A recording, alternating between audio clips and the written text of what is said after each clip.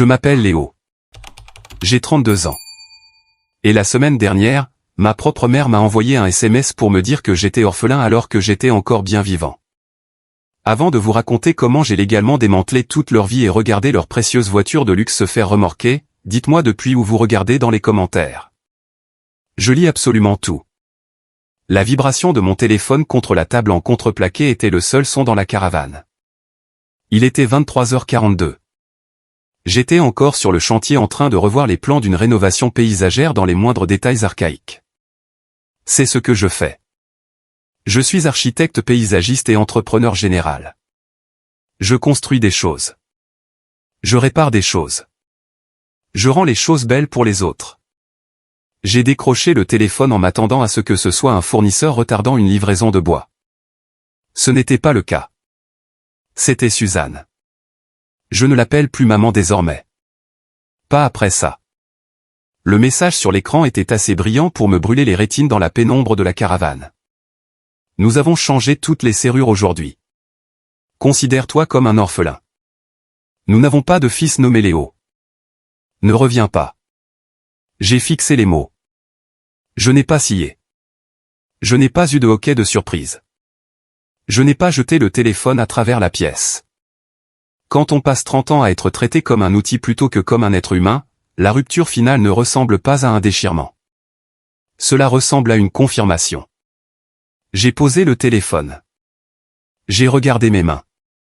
Elles étaient couvertes d'une fine poussière provenant de la coupe de pierre plus tôt dans la journée. Mes articulations étaient gonflées. Il y avait une cicatrice le long de mon pouce gauche datant de l'époque où j'avais refait la toiture de leur maison il y a 4 ans. Un toit qui protégeait désormais apparemment une maison dans laquelle il m'était interdit d'entrer. Je me suis levé, j'ai pris mes clés et je suis sorti pour monter dans mon pick-up. C'est un Ford F-150 de 2018. Fiable, cabossé sur le pare-choc, rempli d'outils. J'ai conduit.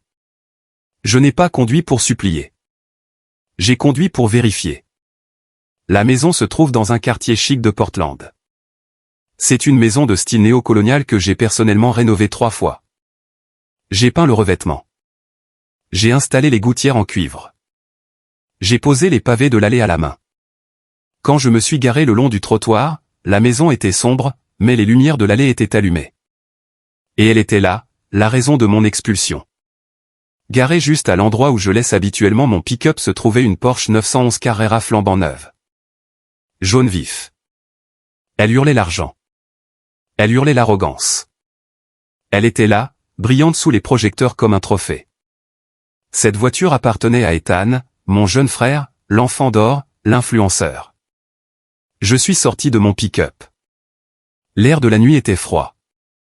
J'ai remonté l'allée, mes bottes crissant sur le gravier que j'avais moi-même posé. Je suis passé devant la Porsche. Elle avait encore ses plaques d'immatriculation temporaire du concessionnaire. J'ai touché le capot. Il était froid. Je suis allé à la porte d'entrée. Mon trousseau de clés était dans ma main. J'ai glissé la clé dans la serrure. Elle n'a pas tourné. Il ne bluffait pas. Je suis resté là un moment. J'entendais une musique lointaine venir de l'intérieur. Probablement la télévision. Ils étaient là-dedans, assis sur les sols chauffants que j'avais installés, regardant une télévision de 90 pouces que j'avais payée, en sécurité derrière des serrures qu'ils avaient achetées pour me garder dehors. J'ai senti une nouvelle vibration dans ma poche. Un autre SMS. Celui-ci venait de my père, Robert. Ne donne pas en spectacle, Léo. Va-t'en, c'est tout. Tu es un homme adulte. Débrouille-toi. On a fini de te porter à bout de bras. Me porter à bout de bras? L'ironie était si épaisse que je pouvais la goûter comme du cuivre dans ma bouche. Je payais le prêt hypothécaire de cette maison depuis l'âge de 22 ans. J'avais payé pour la rénovation. J'avais payé les impôts fonciers des 3 dernières années parce que Robert avait un problème de liquidité. Je n'ai pas frappé. Je n'ai pas sonné. J'ai fait un pas en arrière, j'ai sorti mon téléphone et j'ai pris une photo de la Porsche. Puis j'ai pris une photo du nouveau Pen dormant. Je suis retourné à mon pick-up. Je me suis assis sur le siège conducteur et j'ai composé un numéro. Léo. La voix de Sarah était endormie. Il est minuit. Sarah est ma meilleure amie depuis le lycée. Elle est aussi la parajuriste la plus affûtée que je connaisse. Ils l'ont fait, ai-je dit. Ma voix était calme, anormalement calme. Ils ont changé les serrures et maman m'a traité d'orphelin. Il y a eu un silence à l'autre bout du fil. Puis le bruit de draps froissés. Sarah s'asseyait. Elle a vraiment écrit ce mot? Je l'ai pas écrit. J'ai le SMS. D'accord. La voix de Sarah a changé. Elle n'était plus mon amie. Elle était un requin sentant le sang dans l'eau. Est-ce que tu as la boîte? La boîte est dans mon box de stockage. J'ai dit, va la chercher. Retrouve-moi au restaurant sur la 4e avenue dans 30 minutes. Apporte tout, chaque reçu, chaque relevé bancaire, chaque SMS des 10 dernières années. Sarah, ai-je dit, en regardant la Porsche jaune une dernière fois. Je ne veux pas seulement récupérer l'argent. Je sais, a-t-elle dit. Tu veux qu'il souffre? Non. Je l'ai corrigé. Je veux de la justice. Et dans ce pays, la justice coûte de l'argent. J'ai démarré le moteur. Alors que je m'éloignais, j'ai vu les rideaux du salon bouger. Quelqu'un regardait, espérant probablement que je pleurais dans ma voiture. Il n'en avait aucune idée. Il n'avait pas créé une victime. Il venait de libérer un créancier. J'ai conduit jusqu'au centre de stockage où je garde mon équipement lourd. À l'arrière, dans un coffre-fort ignifugé, se trouvait une boîte en métal. Je l'avais étiqueté le fonds familial il y a des années en guise de plaisanterie. Maintenant, c'était une preuve. Je l'ai ouverte. L'odeur de vieux papier s'est échappée. À l'intérieur se trouvaient 3 cahiers et une pile d'enveloppes en craft. Ce n'était pas seulement des reçus. C'était le journal intime d'une exploitation. Voyez-vous, je suis méticuleux. C'est lié au métier. On ne peut pas construire un mur de soutènement sans mesure précise. Et on ne peut pas survivre dans ma famille sans tenir les comptes, car ils vous manipuleront psychologiquement jusqu'à ce que vous doutiez de votre propre santé mentale. J'ai pris le cahier noir du dessus. Il datait d'il y a 12 ans. Entrée 1, 12 août. Papa a demandé 400 $ pour la facture d'électricité. A dit qu'il rembourserait vendredi prochain. Statut non payé. Entrée 200. 4 mars. Maman avait besoin de 5000 $ pour des soins dentaires d'urgence. Je l'ai vue avec de nouvelles facettes et un sac Louis Vuitton la semaine suivante. Statut non payé. J'ai feuilleté les pages. Les chiffres devenaient plus grands. Les prêts devenaient des investissements. L'aide devenait des obligations. J'ai attrapé la boîte et me suis dirigé vers le restaurant. Quand je suis entré, Sarah était déjà là avec un ordinateur portable et un grand café. Elle m'a regardé, a scanné mon visage à la recherche de larmes, n'en a vu aucune, et a hoché la tête. Voyons les dégâts, a-t-elle dit. J'ai posé lourdement la boîte sur la table. Elle était lourde. Ils m'ont dit d'être un homme, ai-je dit en glissant dans la banquette. Ils m'ont dit de grandir, alors je vais faire exactement ce qu'un homme adulte fait lorsque quelqu'un rompt un contrat. Nous allons les poursuivre en justice, a demandé Sarah en ouvrant la première enveloppe. Non, ai-je dit, en sortant la photo de la Porsche jaune. Nous allons saisir leur maison. Mais avant de vous parler du procès, vous devez comprendre pourquoi ce mot orphelin a été le déclencheur qui a détruit ma famille. Vous devez voir l'histoire parce que cela n'a pas commencé avec un SMS. Cela a commencé il y a 15 ans avec une assiette cassée et un mensonge. Le mot orphelin n'était pas une insulte fortuite que ma mère avait lancée dans un moment de colère. C'était une arme qu'elle aiguisait depuis que j'avais 16 ans. Je me souviens de ce jour de manière très vive. C'était un mardi. J'étais en première au lycée. Je venais de rentrer de l'entraînement de football américain, épuisé, boueux et affamé. Mon frère Ethan avait 10 ans à l'époque. Il était assis au comptoir de la cuisine en train de manger de la glace. Je suis allé prendre une assiette dans le placard pour réchauffer des restes. Mes mains étaient glissantes à cause de la sueur et de la pluie dehors. L'assiette a glissé. Elle s'est écrasée sur le sol en carrelage et s'est brisée en une douzaine de morceaux. C'était une assiette plate blanche standard. Valeur d'environ 3 $. Ma mère, Suzanne, a fait irruption dans la cuisine comme un ouragan. Elle a regardé les débris. Puis elle m'a regardé. Son visage ne montrait pas seulement de l'agacement. Il montrait un dégoût pur et simple. Espèce de gros maladroit, a-t-elle sifflé. Tu gâches tout ce que tu touches. C'était un accident, maman, ai-je dit, en me baissant pour ramasser les morceaux. Ne m'appelle pas comme ça, a-t-elle rétorqué. Elle m'a attrapé le poignet, ses ongles s'enfonçant dans ma peau. Parfois, je te regarde et je me demande comment tu as pu sortir de moi. Ethan est gracieux. Ethan est spécial. Toi, tu es juste lourd. Elle a retiré sa main comme si me toucher l'avait sali. J'aurais dû te laisser à la caserne des pompiers, a-t-elle dit, sa voix descendant à un murmure froid. J'aurais dû te laisser être un orphelin. Au moins, l'État aurait payé pour tes erreurs. Je me suis figé. J'avais 16 ans. Je faisais un M88 et 90 kg de muscles. Mais à ce moment-là, je me sentais haut de 8 cm. Ethan a ricané. Il est resté assis là à lécher sa cuillère, me regardant me faire détruire. Il a appris une leçon ce jour-là. Léo est le bouc émissaire. Ethan est le prince. Cette dynamique n'a jamais changé. En fait, elle s'est solidifiée dans le béton. À l'âge de 18 ans, je travaillais les week-ends sur un chantier de construction pour payer mes propres vêtements et mes fournitures scolaires. Mes parents me disaient que c'était pour me forger le caractère.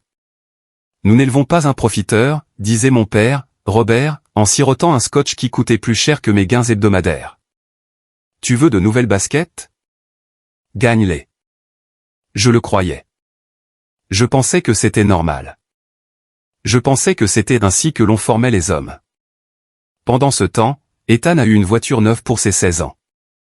Une BMW, pas une vieille voiture d'occasion pour apprendre.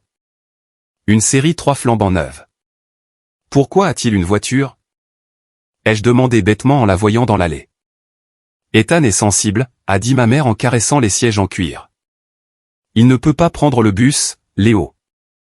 Cela lui donne de l'anxiété. Tu es fort, toi, tu peux marcher ou t'acheter ton propre pick-up. Alors, c'est ce que j'ai fait. J'ai acheté un vieux Chevrolet rouillé pour $800 et j'ai réparé le moteur moi-même. J'ai manqué mon bal de promo de terminale pour faire un double quart de travail parce que mon père disait qu'ils étaient un peu courts pour le prêt hypothécaire ce mois-là. J'ai donné $400. Ils les ont pris sans un merci. Avance rapide jusqu'à la vingtaine. Je n'ai pas été à l'université. Je suis allé directement dans les métiers manuels. J'avais un don pour cela. Je comprenais les structures. Je comprenais le drainage. Je comprenais le travail acharné.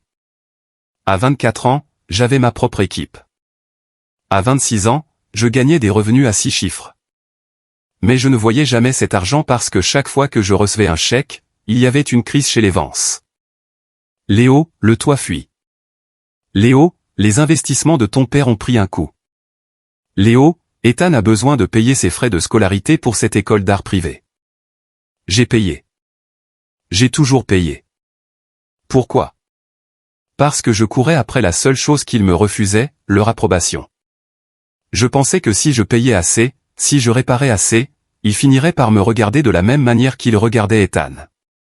Je me trompais. L'abus financier n'était pas subtil. Il était systémique. Quand j'avais 28 ans, la grande conversation a eu lieu. Celle qui a scellé mon destin. Mon entreprise était florissante. J'envisageais d'acheter un appartement en centre-ville. Je l'ai dit à mes parents pendant le dîner. Robert a posé sa fourchette. Il avait l'air sérieux. Léo, ne jette pas ton argent par les fenêtres dans un loyer ou des charges de copropriété. C'est stupide. J'ai besoin de mon propre chez moi, papa, ai-je dit. C'est ici ton chez-toi, a dit Suzanne, tendant le bras à travers la table pour toucher ma main. Un rare geste d'affection. Écoute, ton père et moi vieillissons. Cette maison est trop grande pour que nous la gérions seuls, mais c'est notre héritage. Nous voulons que tu investisses ici. Investir comment? Rembourse le prêt hypothécaire, a dit Robert. Gère les rénovations, augmente la valeur. Quand nous la vendrons ou quand nous passerons de l'autre côté, la maison sera à toi. Ethan a son fonds fiduciaire, auquel je contribuais également sans le savoir. Cette maison, c'est ton héritage. Je veux que tu aies un foyer, Léo, a dit maman doucement. Tu l'as mérité. Je suis tombé dedans, tête la première. J'ai emménagé dans l'appartement du sous-sol. J'ai traité la maison comme mon propre actif. J'ai dépensé 12 000 $ pour un nouveau toit. J'ai dépensé 25 000 $ strictement en matériaux pour refaire la cuisine et 3 salles de bain. Mon travail, c'était de l'apport en industrie. Si j'avais facturé un client, cela aurait coûté 60 000 $ de plus.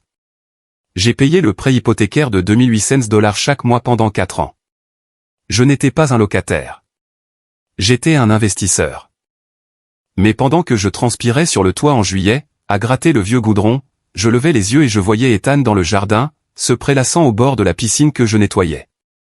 Ethan ne travaillait pas. Il était entrepreneur, ce qui signifiait qu'il achetait des crypto-monnaies avec l'argent de papa et publiait des photos de son style de vie sur Instagram. Un souvenir précis me revient à l'esprit. Il y a 2 ans, je mangeais un sandwich dans mon pick-up, couvert de poussière de plaques de plâtre. J'ai ouvert Instagram. Il y avait une photo d'Ethan. Il était à Miami. Il était appuyé contre une Lamborghini Huracan vert citron. La légende disait, le travail ne s'arrête jamais. Merci particulièrement aux investisseurs qui croient en la vision. Il avait tagué mes parents. Je savais qui avait payé pour ce voyage. Je venais de donner 5 000 $ à mon père pour les impôts fonciers. J'ai appelé mon père. Est-ce que tu as payé pour le voyage d'Ethan? C'est un événement de réseautage, Léo, a dit mon père d'un ton dédaigneux. Il se fait des contacts. Tu ne comprendrais pas. Tu travailles avec tes mains. Ethan travaille avec son image. C'est un capital différent. J'ai payé pour les impôts, papa. Pas pour une location de lambeaux. Arrête de compter les sous, Léo. C'est déplacé. Nous sommes une famille. Nous nous aidons mutuellement. Nous aider mutuellement. C'était le mensonge. Ce n'était pas un cercle d'entraide. C'était un entonnoir. Et j'étais en train de tout y verser pendant qu'il se tenait en bas avec des seaux. Mais j'ai continué à le faire jusqu'au jour où je suis rentré plus tôt. Jusqu'au jour où l'illusion s'est finalement brisée. Cela nous amène au moment où tout a changé. Le moment où j'ai réalisé que je n'étais pas un fils. J'étais juste un employé qu'ils avaient l'intention de licencier. C'était un mardi, tout comme le jour où j'avais cassé l'assiette 15 ans plus tôt. C'est drôle comme la tragédie aime respecter un calendrier. Je travaillais sur un chantier à environ 20 minutes de la maison. Un grand projet de terrassement. Vers midi, ma scie à béton professionnelle s'est bloquée. J'avais besoin de l'équipement de secours que j'avais laissé dans le garage à la maison. Je n'ai pas appelé avant. Pourquoi l'aurais-je fait?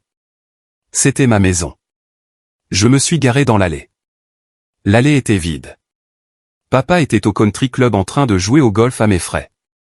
Et je supposais que maman était sortie faire du shopping. Ethan ne se réveillait généralement pas avant 14 heures. Je suis entré par la porte latérale qui menait à la cuisine. Je portais mes bottes de travail à semelles souples, donc je n'ai pas fait un bruit. Alors que je tendais le bras vers le crochet à clé du garage, j'ai entendu des voix. Elles venaient de la véranda. C'était ma mère et Ethan. Je ne sais pas, maman, disait Ethan. Sa voix était géniarde. Le jaune est cool, mais une Porsche? Tout le monde a une Porsche. Je voulais vraiment la Ferrari Roma. Cela correspond mieux à mon image de marque. Je me suis figé. Ma main est restée suspendue au-dessus des clés. Ethan, mon chéri, sois raisonnable. La voix de ma mère était apaisante. Le ton qu'elle n'utilisait jamais avec moi. La Porsche 911 est une voiture fantastique. Elle coûte près de 140 000 $. Nous nous serrons déjà la ceinture. Mais tu as dit que lorsque nous vendrions la maison, nous aurions des millions, a argumenté Ethan. Pourquoi dois-je me contenter de cela maintenant? Mon cœur s'est arrêté. Quand nous vendrons la maison, nous devrons attendre que le marché atteigne son apogée au printemps, a expliqué maman. Et nous devons faire la peinture extérieure. Léo commence cela la semaine prochaine. Est-ce que Léo sait? A demandé Ethan. Puis il a ri. Un grognement cruel. Est-ce qu'il sait qu'il peint la maison juste pour que nous puissions la vendre dans son dos? Je me suis appuyé contre le réfrigérateur. Le métal froid pressait contre ma joue. J'avais l'impression que j'allais vomir. Bien sûr que non, a dit maman. S'il le savait, il arrêterait de payer le prêt hypothécaire. Nous avons besoin qu'il couvre les coûts jusqu'à la vente. Il est utile. Utile, pas aimé, pas chéri, utile comme un marteau, comme une pelle. Mais s'il demande sa part? A demandé Ethan. Il a mis beaucoup d'argent dans cet endroit, maman. Le toit, la cuisine.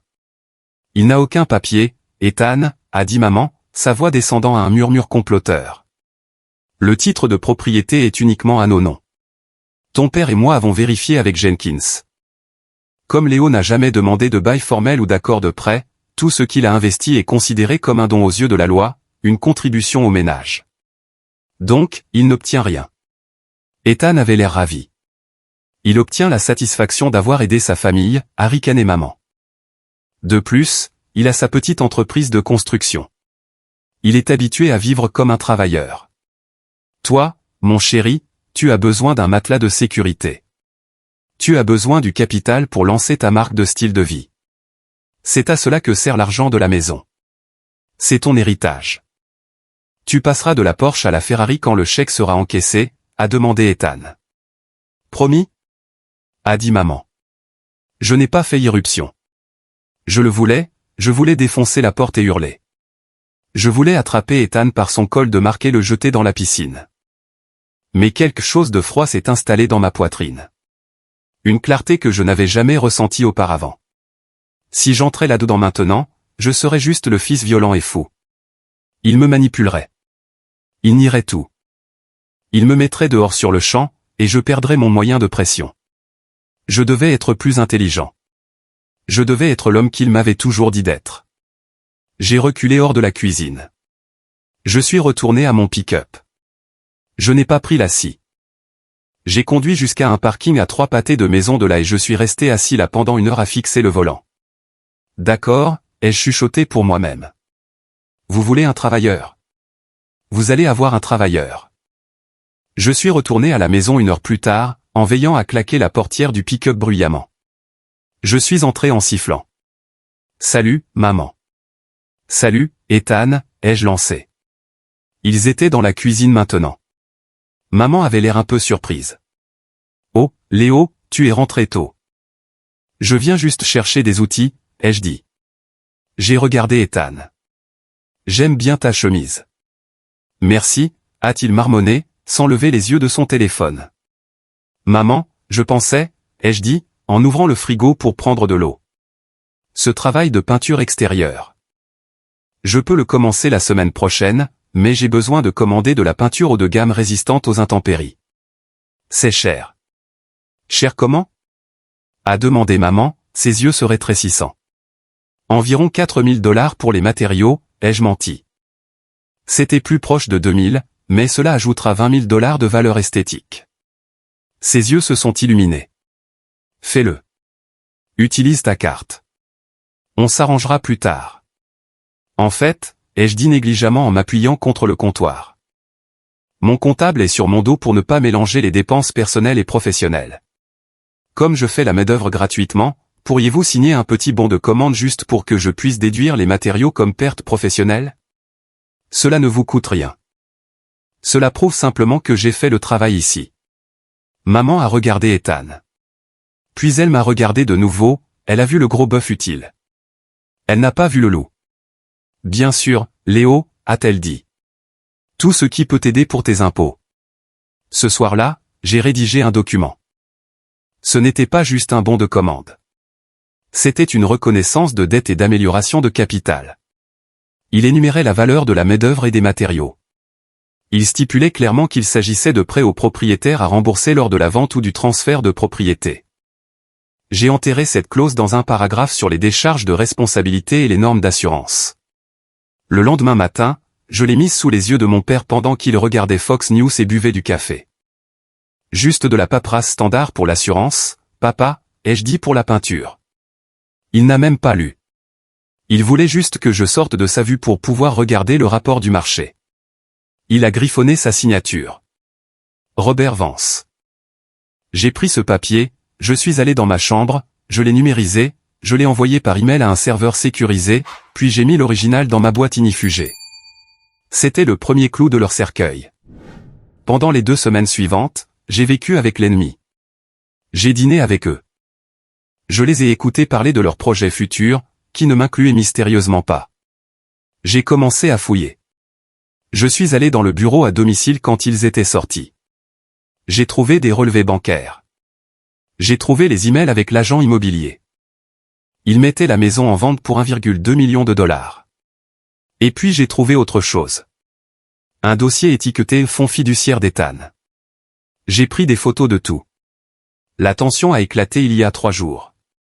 Papa est venu me voir. Léo, nous avons réservé une croisière en famille pour Noël. La Méditerranée. Sympa, ai-je dit. Je suis invité? Eh bien, c'est le problème, a-t-il dit, évitant le contact visuel. Les billets sont chers et quelqu'un doit garder la maison. Nous avons pensé que comme tu travailles de toute façon, tu pourrais rester ici. Donc, vous voulez que je garde la maison pendant que vous emmenez Ethan en Europe? Ce n'est pas comme ça, a-t-il répliqué. Au fait, nous avons besoin de 5 000 $ pour la compte. Transfère-les sur le compte de maman ce soir. C'était cela, le point de rupture. Non, ai-je dit. Il m'a regardé comme si j'avais parlé dans une langue étrangère. Pardon? Non, je ne vous donne pas 5 000 $. J'ai des factures. Son visage est devenu rouge. Espèce de petit ingrat. Tu vis sous mon toit. Et c'est moi qui paie pour le toit, ai-je crié en retour. J'ai fini, papa. Plus d'argent. Pas un centime. Il est sorti en tempêtant. Nous verrons bien. Je suis parti travailler. 2 jours plus tard, le SMS est arrivé. Le SMS d'orphelin. Il pensait que me mettre dehors était la punition. Il pensait que me couper les vivres me ferait revenir en rampant. Suppliant de payer leurs factures juste pour avoir un endroit où dormir. Il ne savait pas que j'avais la reconnaissance signée. Il ne savait pas que j'avais les reçus. Et il ne savait certainement pas que j'avais Sarah. Le matin après l'expulsion, j'ai rencontré Evelyn Sterling. Sarah avait organisé le rendez-vous. Evelyn est une légende du droit de la famille. C'est une femme d'une 60aine d'années qui porte des perles et détruit des égos pour gagner sa vie. Elle facture habituellement 600 $ de l'heure, mais Sarah avait demandé une faveur. Nous nous sommes rencontrés dans sa salle de conférence aux parois de verre. Je me sentais hors de place dans ma chemise en flanelle et mes bottes de travail, assis sur une chaise Herman Miller.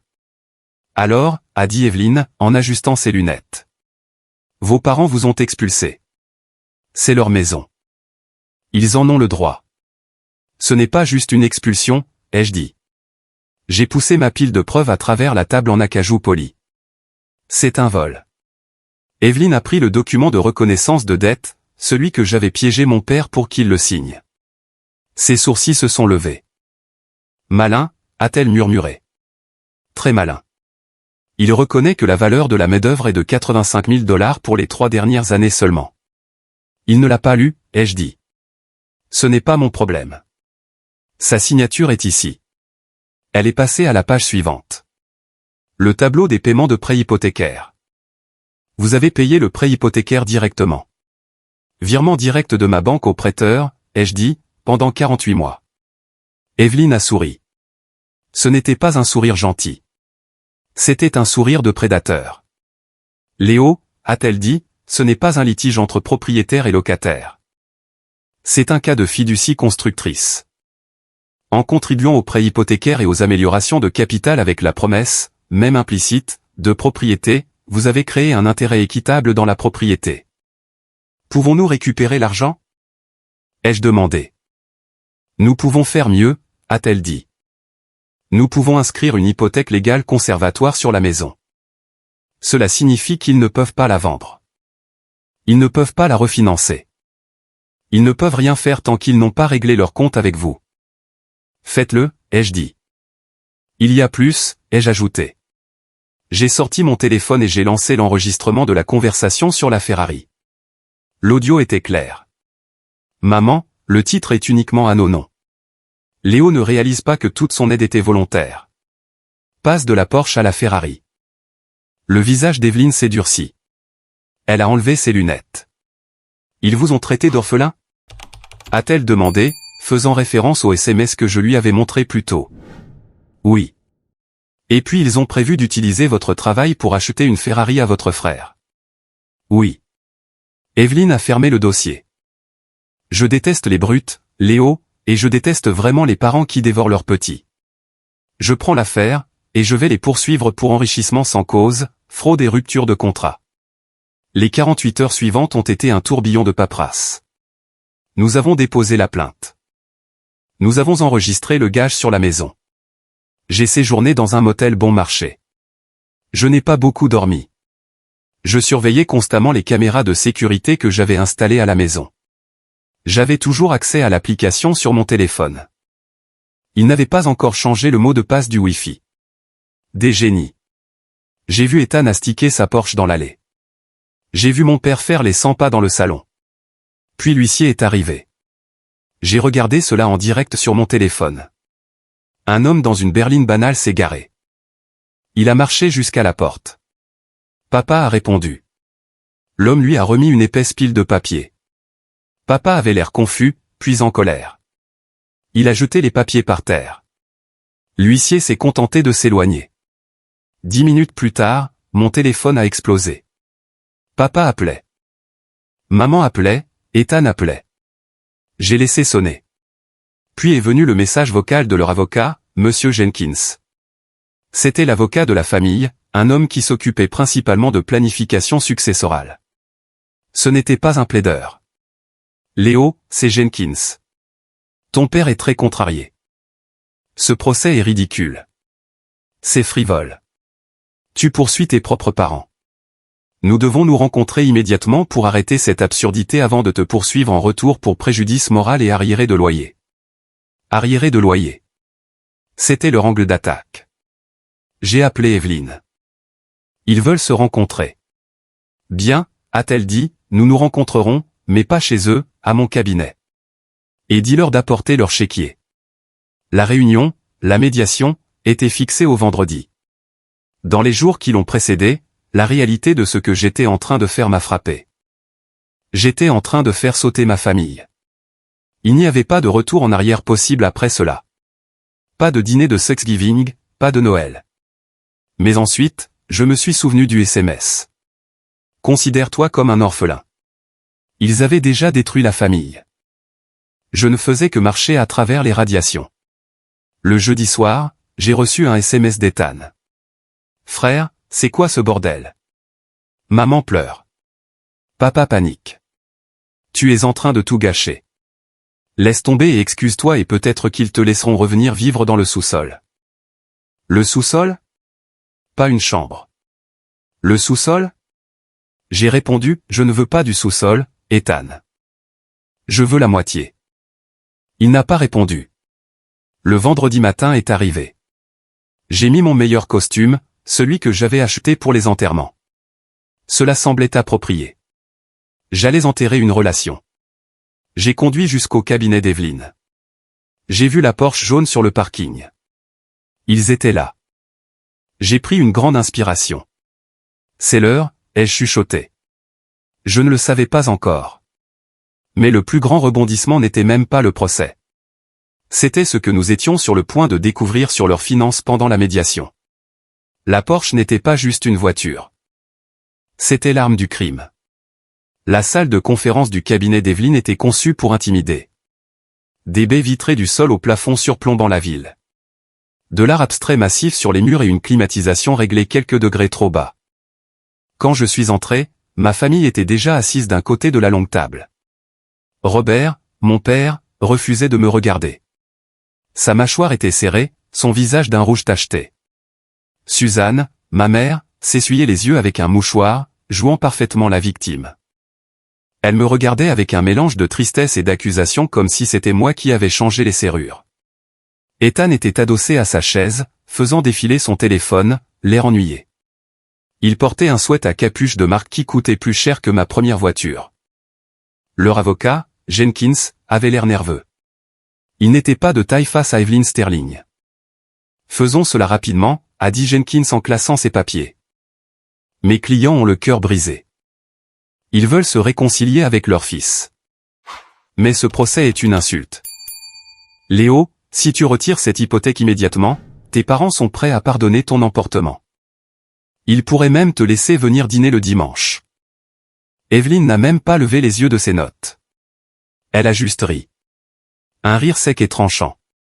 Monsieur Jenkins, a dit Evelyne, vous semblez avoir l'impression que nous sommes ici pour mendier. Nous sommes ici pour recouvrer une dette. Recouvrer? Papa a tapé du poing sur la table. Il a vécu dans ma maison. Il a mangé ma nourriture.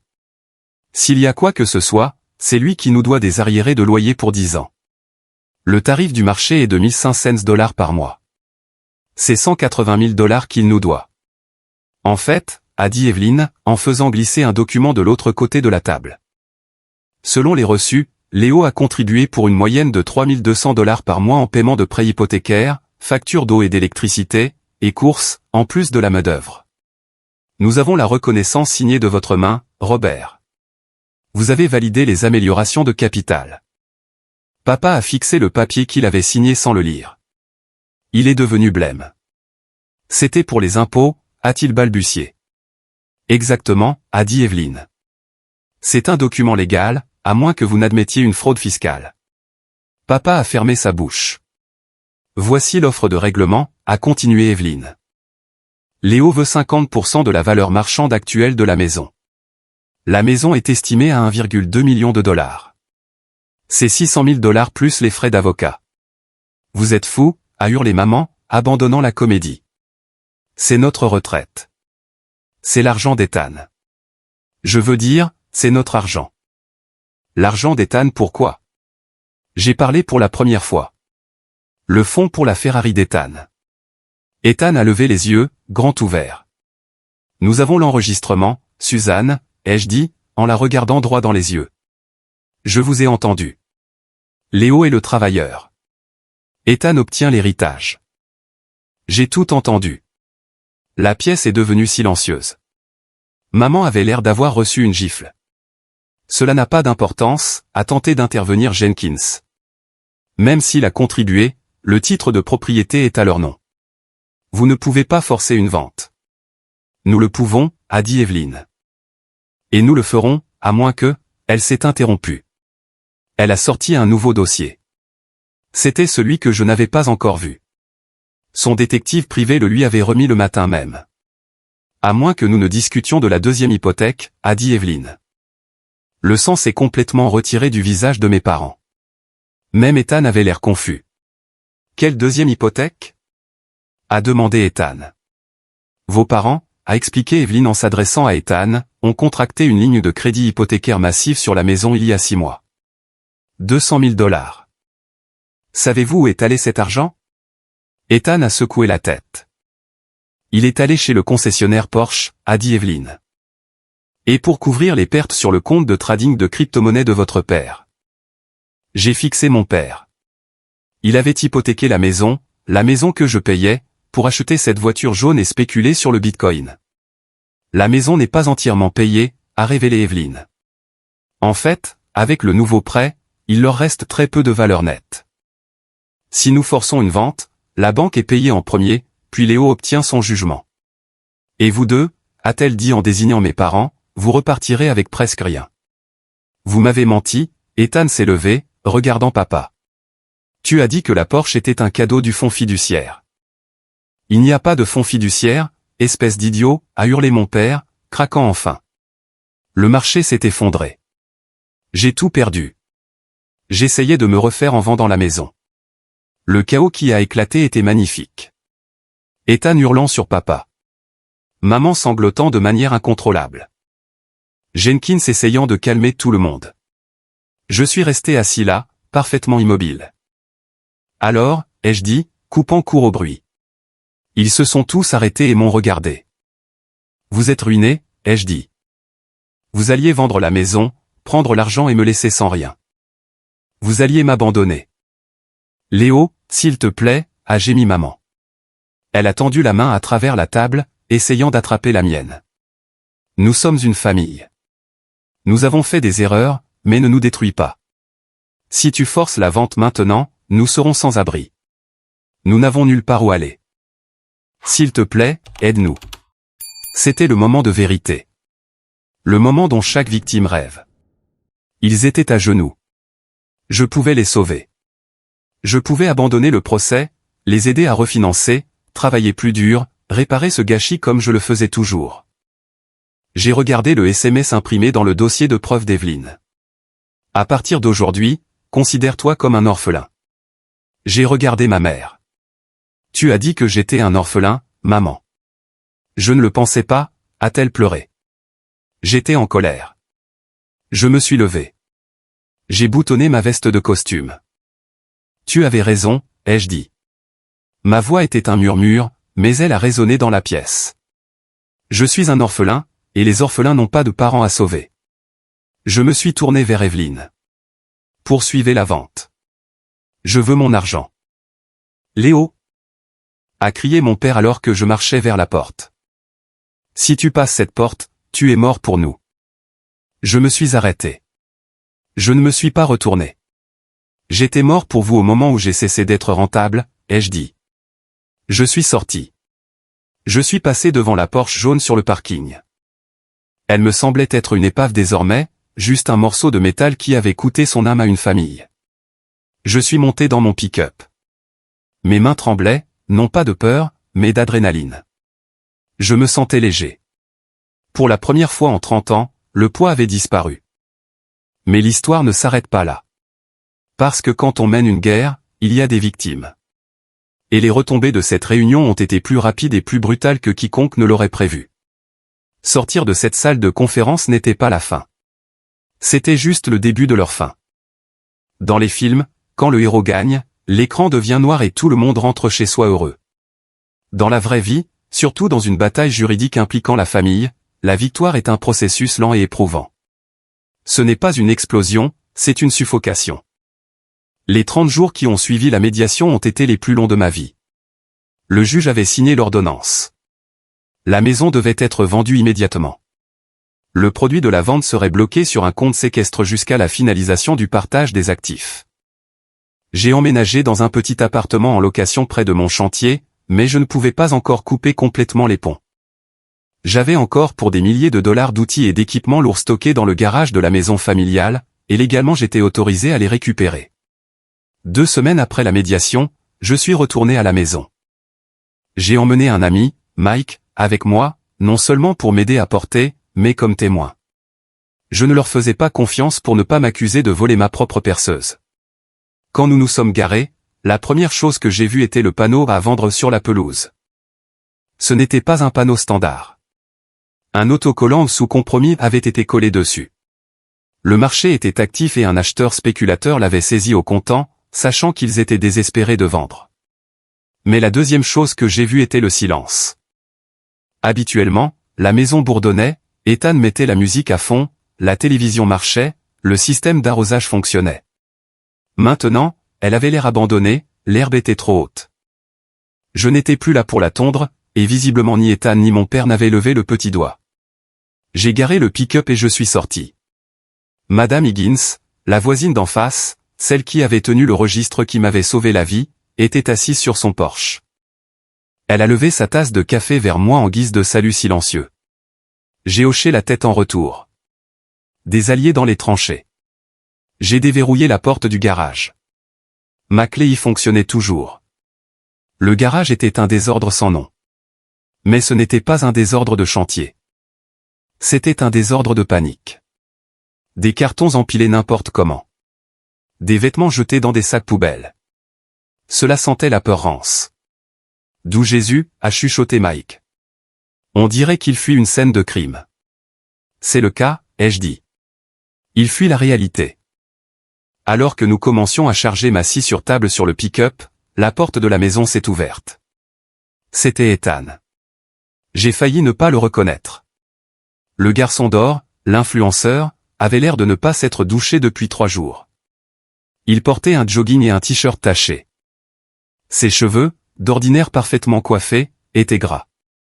Il se tenait dans l'encadrement de la porte à me regarder. Il n'avait plus ce sourire arrogant. Il avait l'air diminué. « Tu es content ?» a-t-il demandé. Sa voix a déraillé. Je n'ai pas arrêté de charger le pick-up. Le bonheur n'a rien à voir là-dedans, Ethan. Ce sont les affaires. Ils ont pris la Porsche, a-t-il dit. Il avait l'air d'un enfant qui avait fait tomber sa glace. Hier, une dépanneuse est venue. Tous les voisins ont regardé. Je me suis arrêté. C'était un détail que j'avais besoin d'entendre. La banque l'a prise. Papa a arrêté de payer les mensualités, a craché Ethan, sa colère se déplaçant soudainement de moi vers notre père. Il m'avait dit que le fonds fiduciaire couvrirait les frais. Il a menti, Léo. Il a menti surtout. Il n'y a pas d'argent. Il n'y en a jamais eu. C'était juste toi. C'était ton argent. J'ai regardé mon frère pour la première fois. Je l'ai vu non pas comme un coupable, mais comme une autre victime, victime de son propre sentiment que tout lui était dû, certes, mais aussi victime de l'illusion de nos parents. Il l'avait rendu infirme. Il lui avait appris que le monde lui devait sa subsistance. Et maintenant que le monde recouvrait ses dettes, il ne savait pas comment survivre. Je sais, ai-je dit. J'ai essayé de te le dire. Je dois emménager dans un appartement avec eux, a dit Ethan, l'air horrifié. Un T3. Je dois partager une salle de bain avec papa. Tu sais à quel point c'est humiliant? Bienvenue dans le monde réel, ai-je dit froidement. J'ai vécu dans un sous-sol pendant 4 ans, tu te souviens? Est-ce que je peux? Il a hésité. Il a regardé ses pieds. Est-ce que je peux venir habiter avec toi? Juste pour un temps, jusqu'à ce que mon contrat de marque soit réglé. Je l'ai regardé. Je l'ai vraiment regardé. Si je disais oui, le cycle recommencerait. Je serais le fournisseur. Il serait le parasite. Et nos parents finiraient par trouver le moyen de revenir en passant par lui. Non, ai-je dit. Mais je suis ton frère. Tu es un orphelin, ai-je corrigé. Tu te souviens? C'est ce que disait le SMS. Les orphelins n'ont pas de frère. J'ai claqué le haillon du pick-up. On y va, Mike.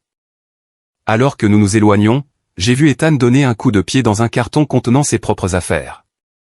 Il s'est renversé, déversant des baskets de marque sur le sol sale du garage.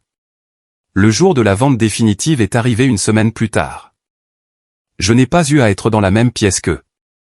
Evelyne a tout géré, mais elle m'a appelé immédiatement après que les chèques ont été émis. Tu veux les chiffres? A-t-elle demandé. Donne-les-moi, ai-je dit. J'étais assis dans mon pick-up garé près de la rivière. Prix de vente final 1 150 000 $, a lu Evelyne. Après remboursement du premier prêt hypothécaire, du désastreux second prêt hypothécaire, des frais d'agence, des frais de notaire et du gage pour les impôts fonciers impayés, elle a fait une pause pour l'effet dramatique. Le produit net était de 460 000 $. D'accord, ai-je dit. Et le partage? Le juge vous a accordé la totalité de votre demande plus les intérêts, a dit Evelyne. Tu reçois un chèque de 285 000 $. Cela couvre tes apports en capital, tes frais de justice et ta part de la valeur nette. Et eux, ai-je demandé? Ils obtiennent le reste, 175 000 $. Ce n'est pas rien, ai-je dit, ressentant une pointe de déception. Ce n'était pas la ruine totale. Attends, a dit Evelyne. Je n'ai pas fini. Jenkins, leur avocat. Il a déposé une hypothèque légale sur leur part pour ses frais d'avocat impayés. Il a pris 25 000 $ directement. Et le fisc a bloqué une partie de la part de ton père pour des plus-values impayées d'il y a 3 ans. Encore 40 000 $. J'ai fait le calcul dans ma tête. 175 000 $ moins 65 000 $. Ils repartent avec 110 000 $, a dit Evelyne, au total pour 3 personnes pour reconstruire leur vie dans cette économie. Ils ne peuvent pas acheter une maison avec ça, ai-je dit. Ils ne peuvent même pas acheter un appartement décent avec ça, a confirmé Evelyne. Ils sont locataires maintenant, Léo. Probablement pour le reste de leur jour. J'ai raccroché le téléphone. Je suis resté assis là pendant un long moment. 110 000 $. Cela semble être beaucoup d'argent pour certaines personnes, mais pour Robert et Suzanne Vance, qui dépensaient 10 000 $ par mois juste pour maintenir les apparences, cet argent aurait disparu en 2 ans. J'ai senti une vibration dans ma poche. C'était une notification de mon application bancaire. Dépôt reçu, 285 000 $. J'ai fixé le chiffre. Ce n'était pas de l'argent de loterie. C'était mon argent. Chaque dollar représentait une tuile que j'avais posée, un mur que j'avais peint, un week-end que j'avais sacrifié. C'était ma vie qui me revenait sous forme numérique. Mais le coup final, le contre-coup émotionnel, a eu lieu 2 jours plus tard. J'étais au supermarché en train d'acheter du steak. De l'entrecôte, parce que je le pouvais. Mon téléphone a sonné. C'était un numéro que je ne connaissais pas. J'ai répondu. Léo, c'était maman. Elle avait dû emprunter un téléphone. Son numéro était bloqué. Qu'est-ce que tu veux, Suzanne? Ai-je demandé. Je n'ai pas quitté le magasin. Je suis resté là, dans le rayon boucherie. Nous déménageons aujourd'hui, a-t-elle dit. Sa voix était petite, tremblante. Les déménageurs sont tellement chers. Et le nouvel appartement. Il est si sombre, Léo. Il sent le tabac froid. Cela ressemble à un problème, ai-je dit. Ton père est. Il est brisé, a-t-elle continué, sa voix se serrant. Il reste juste assis sur sa chaise à regarder le mur. Il ne veut pas parler. Et Ethan. Ethan nous déteste. Il nous hurle dessus tous les soirs. Elle peignait le tableau d'un enfer. Un enfer qu'ils avaient construit brique par brique. Pourquoi me dis-tu cela? Ai-je demandé. J'ai trouvé quelque chose, a-t-elle dit. Pendant que nous faisions les cartons, j'ai trouvé ton vieil album photo. Celui de quand tu étais bébé. Tu étais si mignon, Léo. Tu avais l'habitude de serrer mon doigt si fort. C'était un piège. Le plus vieux piège du monde. La nostalgie militarisée pour induire de la culpabilité. Je regardais les photos, a-t-elle sangloté, et j'ai réalisé que nous avions fait une erreur. Nous n'aurions pas dû envoyer ce SMS. Nous étions juste stressés. S'il te plaît, Léo, est-ce qu'on ne peut pas juste se voir pour un café? Juste 5 minutes? Nous sommes une famille. Ma main s'est serrée autour de l'emballage du steak. J'ai senti le plastique froid. J'ai fermé les yeux et j'ai vu la Porsche jaune. J'ai vu le regard sur son visage quand elle disait à Ethan qu'elle aurait aimé que je sois orphelin.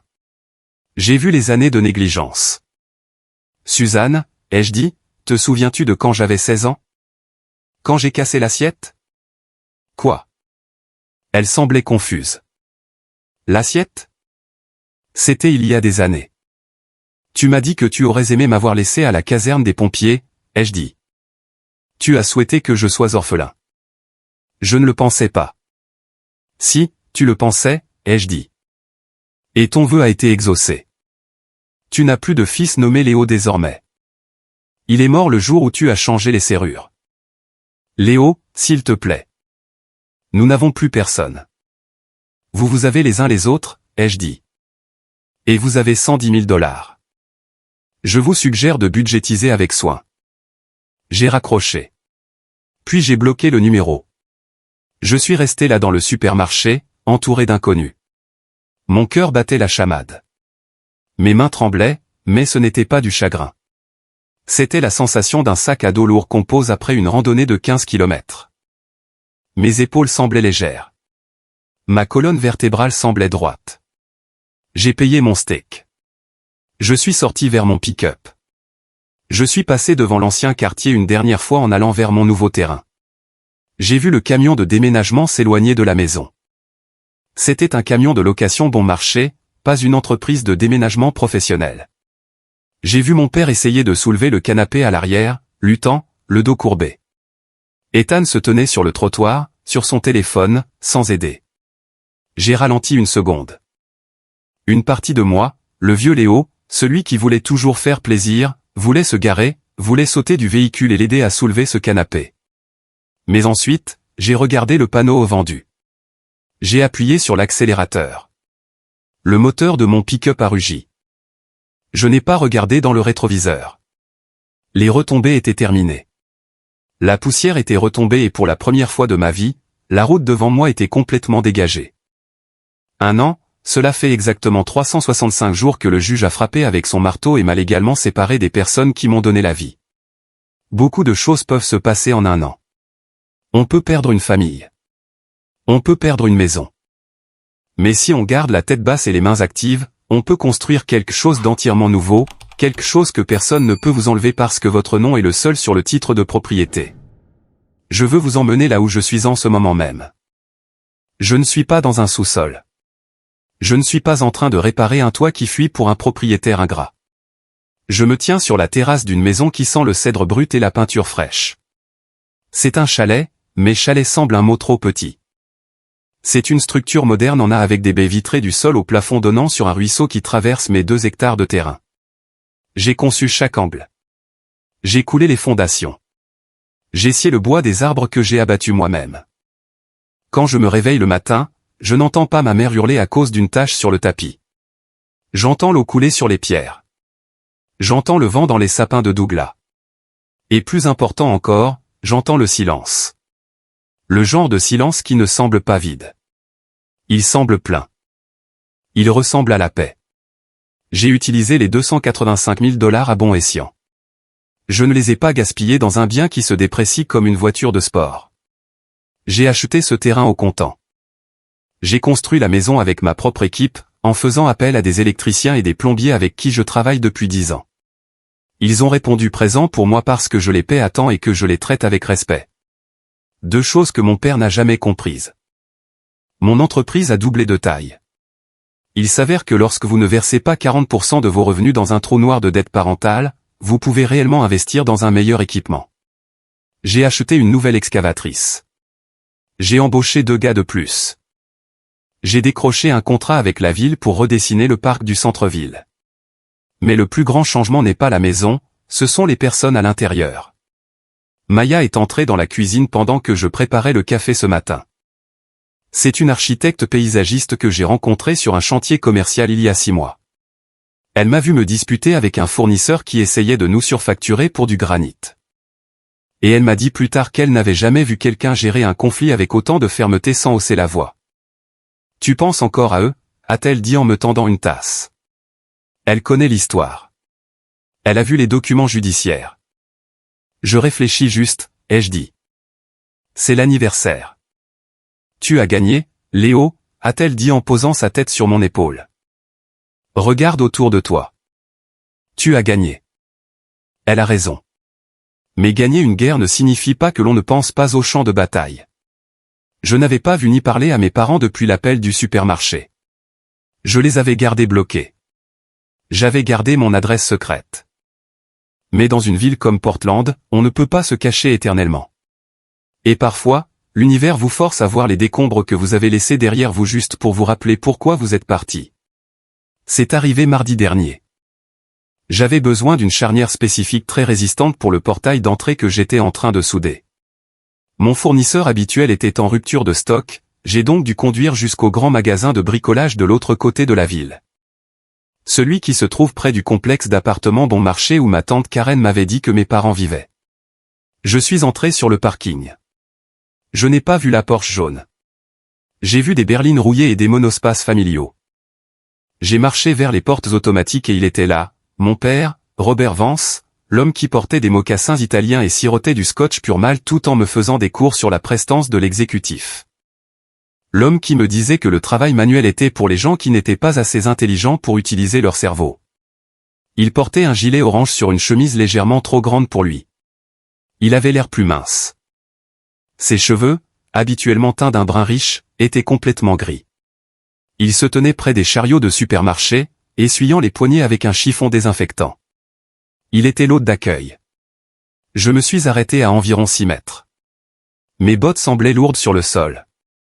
Je l'ai observé. Un jeune couple est entré. « Bienvenue chez Home Depot », a dit mon père. Sa voix était forcée, une imitation creuse de son ancien charme. « Puis-je vous aider à trouver quelque chose aujourd'hui ?» Le couple l'a à peine regardé. « Jardinerie », a marmonné l'homme, passant juste devant lui sans ralentir. Le visage de mon père s'est décomposé. Il avait l'air fatigué. Il avait l'air vaincu. Il avait l'air d'un homme qui purgeait une peine de prison à vie au purgatoire. Puis il a levé les yeux et il m'a vu. Le chiffon s'est arrêté de bouger dans sa main. Nous nous sommes regardés dans les yeux pendant une seconde. J'ai pensé qu'il allait hurler. J'ai pensé qu'il allait s'approcher en tempêtant pour exiger que je répare cela, exiger que je signe un chèque, exiger que je sois de nouveau son fils.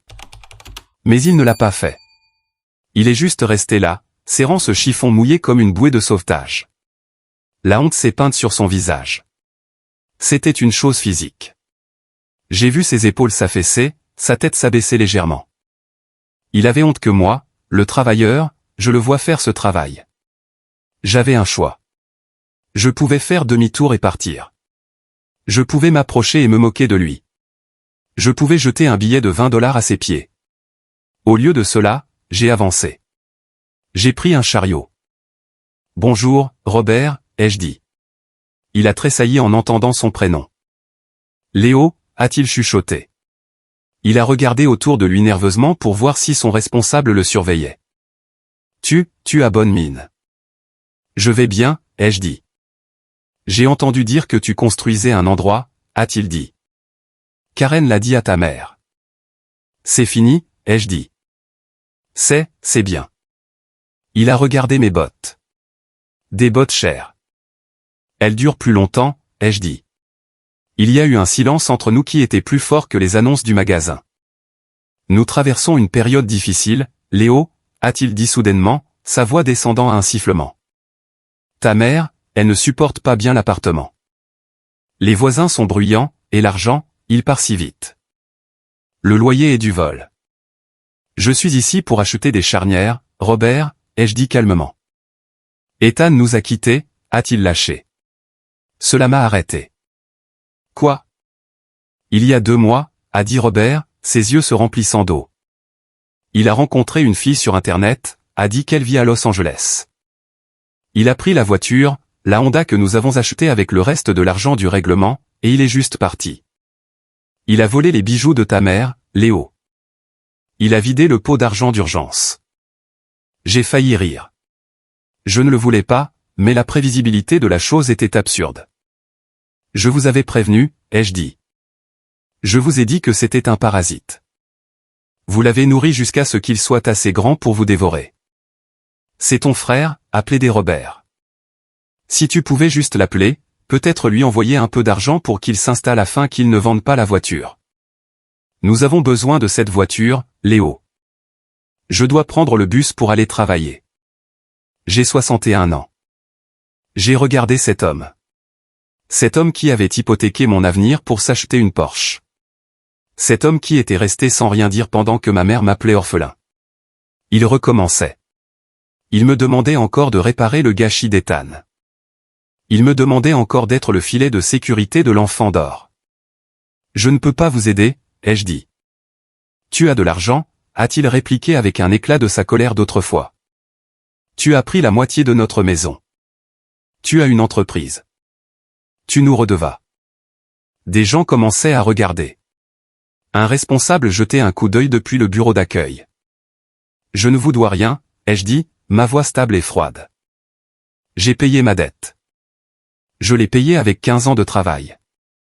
Je l'ai payée avec l'enfance que vous m'avez volée. La transaction est close. Léo, s'il te plaît. Il s'est effondré de nouveau. Je t'en supplie. Juste quelques milliers pour une voiture d'occasion. Je ne peux pas prendre le bus. J'ai poussé le chariot vers l'avant, passant à côté de lui. Alors marche, ai-je dit. Ça forge le caractère. C'est ce que tu me disais toujours. Je suis entré dans le magasin. J'ai acheté mes charnières. Je suis sorti. Je ne l'ai plus regardé. Mais alors que je m'éloignais en conduisant, j'ai réalisé quelque chose de profond. Je ne ressentais plus de haine. Je ne ressentais plus le besoin de vengeance. Je ressentais de la pitié. Ils étaient coincés dans une prison qu'ils avaient eux-mêmes construite. Ils étaient toujours obsédés par les apparences, toujours en train de couver Ethan, toujours à la recherche d'un sauvetage. Ils n'avaient pas appris une seule leçon. Ce soir-là, je me suis assis près du feu avec Maya. Je lui ai parlé d'Ethan volant les bijoux et la voiture. « Es-tu surpris ?» a-t-elle demandé. « Non, ai-je dit. Je suis juste content que ce ne soit pas mes bijoux. »« Et tes parents ?» a-t-elle demandé. « Qu'est-ce que tu ressens face au fait qu'ils soient ruinés ?» J'ai regardé les flammes danser dans la cheminée. J'ai l'impression que la justice a été rendue, ai-je dit, non pas par moi, mais par la vie. Ils ont tout investi sur le mauvais cheval. Ils ont misé sur le poney de concours et ont envoyé le cheval de trait à l'abattoir. Maintenant, ils doivent tirer la charrue eux-mêmes. Mon téléphone a vibré. C'était une notification de LinkedIn. Ethan Vance a consulté votre profil. J'ai cliqué dessus. Sa photo de profil le montrait avec des lunettes de soleil, debout devant un palmier. Sa biographie disait « Entrepreneur lifestyle, West Coast Vibe, passionné de crypto ». J'ai fait défiler vers le bas. Son dernier message datait d'il y a 2 jours. C'était une photo de lui tenant une liasse de billets, probablement l'argent provenant des bijoux mis en gage. La légende disait « Arrivé à là. De grandes choses arrivent. Couper la toxicité pour poursuivre le rêve. » Il les qualifiait de toxiques. L'ironie était parfaite. Je l'ai bloqué sur LinkedIn. J'ai posé le téléphone. J'ai regardé Maya. J'ai regardé les poutres solides de ma maison. Je suis prêt, ai-je dit. Prêt à quoi? À changer les serrures, ai-je dit, en souriant métaphoriquement. J'en ai fini avec le passé. Je change les serrures de mon esprit. Il n'y loge plus gratuitement. L'aube s'était complètement levée. La tempête était passée. Les décombres étaient derrière moi et la route devant moi était pavée de mes propres décisions. Je veux vous laisser sur une dernière pensée. Une pensée qui m'a permis de tenir bon à travers les procès, les disputes hurlantes et les nuits solitaires dans cette chambre de motel. On nous élève avec la croyance que la famille est un contrat sacré. On nous dit que le sang est plus dense que l'eau. On nous dit que l'on doit honorer son père et sa mère quel qu'en soit le coup. Mais que se passe-t-il quand le coup est votre âme? Que se passe-t-il quand le contrat sacré est en réalité un pacte de suicide dont vous êtes le seul à mourir? Je suis assis sur mon porche en ce moment même. C'est le crépuscule. Le ciel est d'un violet meurtri qui vire à la nuit. Mon chien, un pitbull rescapé nommé Buster, qui avait lui aussi été abandonné parce qu'il demandait trop de travail, dort à mes pieds. J'ai une boîte à côté de moi. La boîte en métal, la boîte du fonds familial. Pendant longtemps, j'ai pensé que je garderais ces papiers pour toujours. Les reçus, la reconnaissance de dette, les SMS méchants imprimés. Je pensais que j'en avais besoin comme de trophées, de preuves que j'avais raison, de preuves que je n'étais pas fou. Mais en les regardant maintenant, je réalise que ce ne sont pas des trophées. Ce sont des cicatrices, et les cicatrices sont utiles. Elles vous rappellent d'où vous venez, mais vous n'avez pas besoin de les gratter tous les jours. Je frotte une allumette. Je prends la reconnaissance de dette. Le morceau de papier qui m'a fait gagner le procès. Le papier que mon père a signé sans le lire parce qu'il était trop occupé à regarder la télévision. J'approche la flamme du coin. Le papier s'enroule. L'encre noircit. Je le laisse tomber dans le brasero. Je le regarde brûler. Ma mère m'a appelé orphelin pour me faire du mal. Elle a utilisé ce mot comme une arme pour me dépouiller de mon histoire. Elle voulait que je me sente petit, seul et mal aimé. En devenant orphelin de la manière dont je le suis devenu, on devient l'auteur de sa propre vie. Cela signifie que je n'ai pas apporté le traumatisme générationnel de la famille Vance. Je n'ai pas à hériter de leur vanité, de leur cupidité ou de leur cruauté. La chaîne s'arrête avec moi. Quand j'aurai des enfants un jour, et j'en aurai. Ils ne sauront pas ce que cela fait d'être un outil. Ils ne sauront pas ce que cela fait d'acheter leur propre amour. Ils sauront qu'un foyer est un endroit où l'on est en sécurité, pas un endroit où l'on sert de moyen de pression. Si vous écoutez cette histoire et que vous ressentez un serrement dans la poitrine parce qu'elle vous semble familière, écoutez-moi attentivement. Si vous êtes celui qui répare toujours les problèmes, si vous êtes celui qui paie toujours les factures, si vous êtes celui qui s'excuse toujours pour des choses que vous n'avez pas faites, si vous êtes celui qui pose problème parce que vous avez enfin posé une limite, vous n'êtes pas fou. Vous êtes utilisé et il est tout à fait acceptable de s'en aller. Il est tout à fait acceptable de changer les serrures. Il est tout à fait acceptable d'être un orphelin si cela signifie que vous trouvez enfin une famille qui vous aime pour ce que vous êtes, et non pour ce que vous pouvez fournir. Mon nom est Léo. Je suis un bâtisseur. Je suis un survivant et je suis le fier propriétaire d'une vie qui est mienne à 100%. Merci d'avoir écouté mon histoire. Si cette histoire a résonné en vous, Si vous avez déjà dû vous battre pour votre propre valeur contre les personnes qui étaient censées la protéger, faites-moi une faveur. Cliquez sur le bouton j'aime. Non pas pour l'algorithme, mais comme un signal. Un signal que nous nous comprenons.